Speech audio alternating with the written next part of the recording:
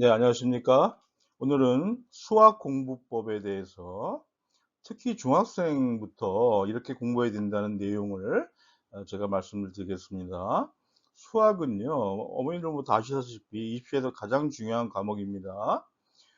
제가 어제 그 수학교사 연구회에 제가 부모님과 학생을 대신해서 이 질문을 했습니다. 그래서 거기서 30가지의 수학 공부 잘하는 법에 대해서 제가 말씀을 드리겠습니다. 자, 첫 번째가 반복 학습입니다. 수학은. 예. 한 문제집을 여러 번 풀이하는 게 좋습니다. 다른 풀이 방법 같은 게 여러 번 풀다 보면 해결 능력이 올라가고요. 또 어려운 문제 같은 거는 시간적인 여유를 두고 스스로 풀이하는 게 가장 좋습니다. 자신에 맞는 그 인터넷 강의를 이제 선택을 하죠. 그리고 매일 수학은요, 다른 과목과 다르게 매일 하루 일과 중에 시간을 정해야 됩니다. 예. 그래서 어느 때 1시간 정도 해서 매일 일정 시간을 문제풀이를 해야 되고요. 수학을 어떤 분들은 예습이라고 보시는데 예습이 아니라 복습이 중요한 겁니다. 그래서 복습할 때나 인강 들을 때나 가장 중요한 게 학생들이 요즘 이제 쓰는 걸 싫어합니다. 그렇지만 수학은 기록을 하면서 푸는 게 가장 중요하다는 말씀. 그리고 복습을 통한 개념 정리입니다. 수학은요. 그리고 단원 간에 다른 과목도 물론 그렇겠지만 가장 밀접한 관계가 있는 단원 간의 상관관계가 제일 높은 게 바로 수학입니다. 전 단계를 못 풀면 그다음 단계를 못 나가는 게 바로 수학이기 때문에 수학의 가장 중요한 요점은 기본 개념입니다. 그래서 기본 개념을 철저하게 파악하고 이해하는 게 가장 중요하다는 말씀드리고요. 문제를 풀 때 다른 방법으로 풀어볼 수 있습니다. 그래서 문제는 똑같이 그 방법으로만 푸는 것이 아니라 새로운 형태의 문제 같은 게 나올 경우 거기에 대처가 될 수가 있습니다. 그다음에 개념 공부가 안 되면 문제를 풀 수가 없다는 거 제가 다시 한번 강조 드리고요. 그래서 중학교의 중등 수학 기초가 가장 중요합니다. 예. 공식만 이렇게 외운다든가 아니면 뭐 해설집을 보고 응용 문제 문제를 푼다든가 이렇게 되면요. 공식만 외우면 실제적인 새로운 문제나 응용 문제를 풀 수가 없습니다. 그래서 수학은요. 다른 과목도 마찬가지지만 가장 중요한 건 수학은 이해하는 학문입니다. 본인이 이해할 수 있어야 돼요. 예. 그 문제에 대해서. 그다음에 강의 들을 때 반드시 필기하라는 거. 그리고 오답 노트 정리는 기본이죠. 근데 이 오답 노트 정리를 활용을 잘해야 되는데 그 오답 노트에 들린 실수를 확인하는 겁니다. 그래서 노트는 노트 필기할 때 노트와 교재에 직접 기록을 하세요. 저는 교재에 직접 기록하는 거를 권하는데 양쪽을 다 하시면 되고요. 절대로 해설집을 보지 말고 스스로 해결하세요. 예. 해설집 보지 마시고 결국 진짜 모르는 문제가 있으면 학교 교사나 학원 선생님들한테 이렇게 물어봐서 자기가 알 수 있게. 중요합니다. 교사의 핵심만 간단히 필기.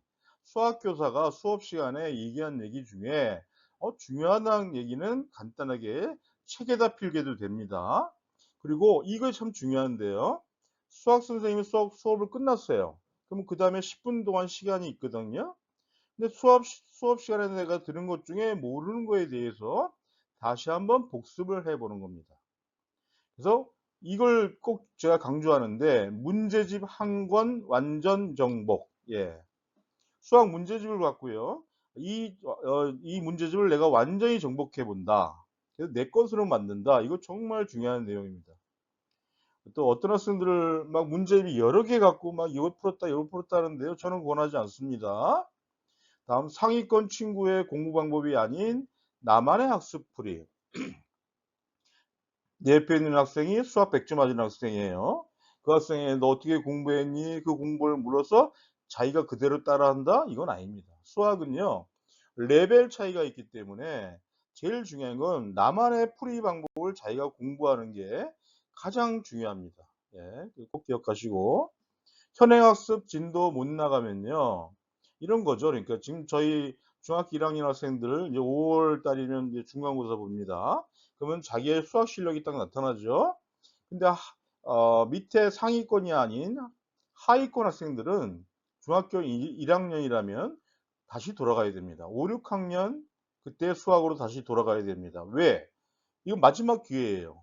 이렇게 안 하고 바로 또 2 학년, 3 학년 고등학교에 올라간다면 그런 학생들이 나중에 이제 수포자란 학생들이 나타나기 거거든요. 그러니까 자기 학년보다 아래 거를 다시 한번 정리한다는 거.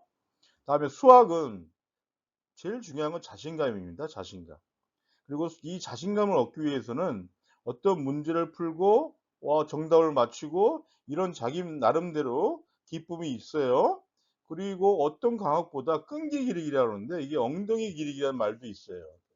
자리에 오래 앉아 있는 습관 이걸 키워야 됩니다. 그래서 앞서 말씀드렸죠. 수학을 매일 하는데 뭐 수학을 매일 하는데 뭐 장시간 하는 게 아니라 1 시간을 매일 한다든가 문제를 몇 문제 푼다든가를 정해서 매일같이 이제 하게 되면 자신감이 붙게 됩니다. 학습 시간 늘리기 그러면 그다음부터 인제 1 시간 했었는데 1 시간 반 하고 이렇게 늘려가는 거. 그래서 중학생 같은 경우 초 5-6 학년 아까 말씀드렸죠. 다시 완전 학습 다시 돌아가야 됩니다. 이게 마지막 기회거든요. 근데 자기가 중학교 1 학년인데 '내가 뭘 초등학교를 그걸 해?' 이렇게 해서 안 하게 되면 이 학생은 이제 갈수록 수학에서 뒤처지게 되는 거고요. 선행에 대한 질문을 제가 많이 받습니다. 어제도 제가 학부형 상담하는데 그 선행에 대해서 말씀하시더라고요. 근데 선행은요 가장 기본적인 이야기입니다. 이 학생이 중학생 문제를 완전히 다 알고 할 정도가 되면 선행에 나가는 거고 그래서 근데 그렇게 안 하고 친구가 선행하니까 나도 선행한다 이런 개념은 안 되고요. 선행은요 그 예습 정도로 생각하시면 돼요. 물론 여기서 영재고나 과학고 준비하는 학생들 저희 학교 학생도 있습니다. 학생들 고 중1 인데도 뭐 수2까지 나가는 학생도 많이 있거든요. 그렇게 소수 이외에는 선행은 그냥 예습하는 정도.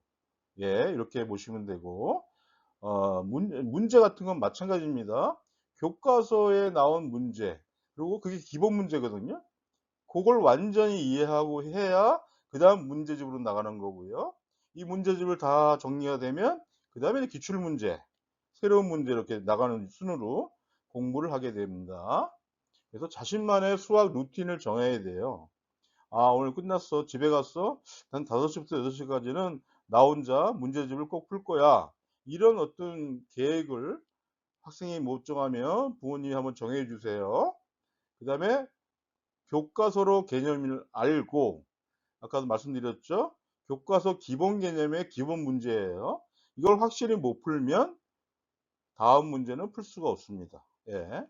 그다음에 틀린 문제 오답 노트, 오답 노트 계속 나오는데 오답 노트에 대한 그 틀린 문제에 대해서 똑같이 풀지 말고 다른 방법으로 한번 풀어 보라고 그러세요. 예. 수학 문제는요. 똑같은 유형으로 푸는 게 아니라 여러 가지 다른 문제로 풀 수가 있거든요. 오히려 그게 학생의 응용력이나 새로운 문제에 더 큰 도움이 됩니다. 자 다음 해설지 보지 말라는 얘기 아까도 말씀드렸죠. 이거 학부모 자녀 중에 해설지를 보고 문제 푸는 학생들 이거는요 그냥 안 하는 거 밖에 안 돼요. 완전 시간 낭비거든요. 그래서 해설지를 보지 말고 문제를 푸는 습관을 꼭 키우시기 바랍니다. 그래서 저희 학부형 같은 경우는 어떤 학부형이 계시냐면 해설집의 정답을 부모님이 갖고 계시는 분이 있어요. 예. 그랬다가 같이 인제 선생님들 도움을 받고 풀어보는. 다음 중학교는 초등학교 때는요 산수나 뭐 이런 개념이잖아요. 중학교가 개념이 제일 중요합니다. 정말 대학을 가냐 못 가냐의 문제예요. 중학교 때부터 심화된 개념이 나오고요. 또 공식이 등장합니다. 중학교 때부터. 그렇기 때문에 지금 이걸 안 해 놓으면 대학 입시에서는 따라갈 수가 없습니다. 고등학교 올라가서요. 저희 중학생들을 고등학교의 근교에, 저는 강남이니까 근교 학교도 놀라는 경우가 너무 많아요. 갑자기 막 수학 성적이 60점, 50점대도 나오고요. 중학교 때 공부 좀 하는데 이런 개념. 그래서 중학교 때 3년 동안 이런 심화된 개념이나 공식을 정확하게 알아두는 게 나중에 고등학교 가면 편합니다. 다음 문제의 양보다 풀이 과정 이해. 제가 아까 말씀드렸죠. 수학은 이해하는 과목이라고. 문제 양만 그냥 문제풀이만 합니다. 예. 그건 별 효과가 없습니다. 한 문제라도 자기가 완벽하게 이해하게 되면 그와 비슷한 문제가 출제가 돼도 잘 볼 수밖에 없습니다. 아까도 말씀드린 선행이죠. 개인차를 고려해 선택한다는 거. 하위권들 아까 말씀드렸죠. 다시 한 학년에 내려가려는 거. 예, 요번에 이제 5월 달에 저희 학교도 이제 저희 중학교 1학년을 시험 보게 되거든요. 수학 성적 나올 겁니다. 어머님들 수학 성적을 딱 보시면 뭐 야단치지 마시고 바로 시작하세요. 예를 들어서 70점 밑에다. 그러면 초등학교 5학년, 6학년 거를 다시 한번 돌리세요. 예. 80점대, 90점대다. 그러면 어느 정도 문제 이해를 했다는 얘기거든요. 예. 그리고 틀린 80점대, 90점대에서 틀린 문제는 어떻게 하죠? 오답 노트를 꼭 만들어서 그와 유사한 문제들을 더 풀어보게 하세요. 예. 뭐 시험 한 번에 끝나는 거 아니지 않습니까? 책상에 앉아 있는 오랫동안 이게 제일 중요해요, 솔직히. 그래서 본인들과 아이들이 시간을 정해서 수학 공부를 언제부터 언제까지 할 것이냐를 부모님과 계획을 짜세요. 예, 그래서 하시고 또 본인의 질문 가운데 선생님 학원이 좋아요, 인강이 좋아요, 과외가 좋아 있겠습니다. 이 세 가지 차이가 다 있겠지만 학생이 어느 정도 자기 주도가 될 수 있는 게 좋고요. 학원도요. 제가 생각에는 한 5인 이하의 5인 이상의 학원은 별 도움이 없을 것 같습니다. 예. 전체적인 설명이고. 그리고 인강 같은 경우는 제가 어제도 말씀드렸지만 인강은요. 이어폰을 꽂고요. 그리고 자막을 쓰세요. 그냥 보지 말고. 그다음에 뭐죠? 써야 됩니다. 이 세 가지가 안 되면 인강은 그냥 흘러가는 시간밖에 안 돼요. 과외는요. 과외 또한 마찬가지인데 과외 선생님이 어떻게 할지 모르겠지만 학생을 많이 쓰게 해야 돼요. 특히 수학 문제 같은 거 풀이 과정을 많이 쓰게 하는 과외 선생님이 잘 가르치는 거지, 과외 선생님이 다 설명하고 끝내버리면 이 학생은 그 시간만 공부했다고 생각이 들거든요. 이렇게 꼭 그런 거에 명심하시고, 수학은요 못하는 애가 없어요. 제가 항상 강조하죠. 공부 못하는 애는 없습니다. 자, 그럼 어떤 이유냐? 공부를 안 한다. 또 하나, 어떻게 공부할 줄 모른다. 두 가지입니다. 그리고 공부는요, 열정과 노력이 있지만, 그걸 제가 70%로 봅니다. 열정과 노력이요. 근데 30%가 스킬입니다. 스킬. 예, 스타디 스킬이라고, 이걸 모르면요, 공부할 수가 없어요. 예. 뭐부터 할지도 모르고 어떤 게 중요한 건지도 모릅니다. 제 전번 유튜브에 중요한 거다 잘 보는 법이라고 이거 올린 게 있거든요. 아주 관심 있게 많이 하셨는데 다시 한번 보시기 바랍니다. 네. 네, 구독, 좋아요 부탁드리고 여러분 힘내세요. 잘 될 겁니다. 네, 감사합니다.